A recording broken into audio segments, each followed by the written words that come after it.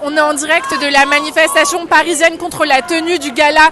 Israel is Forever et la venue du ministre israélien qui participe au génocide du peuple palestinien actuellement dans la bande de Gaza, qui participe au massacre qui touche le peuple palestinien et le peuple libanais. Et on est actuellement des milliers de personnes réunies dans la rue ce soir à Paris pour dire que nous, on ne se taira pas face à ces massacres et qu'on refuse que ce ministre pro-génocidaire, colonialiste, criminel puisse venir à Paris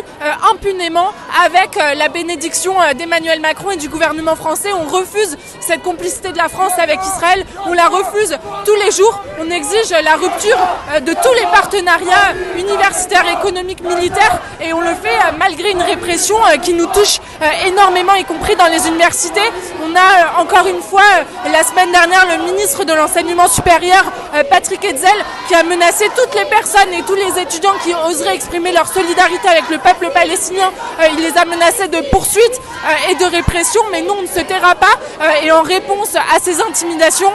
on s'est mobilisé à Tolbiac, à Paris 1, mais aussi dans d'autres universités comme Paris 8, à Saint-Denis, pour dire que nous, on ne sera pas complices de ces massacres et qu'on continuera de se battre contre la complicité de la France avec Israël et pour la fin de ce génocide, pour la fin de la colonisation et pour l'autodétermination du peuple palestinien.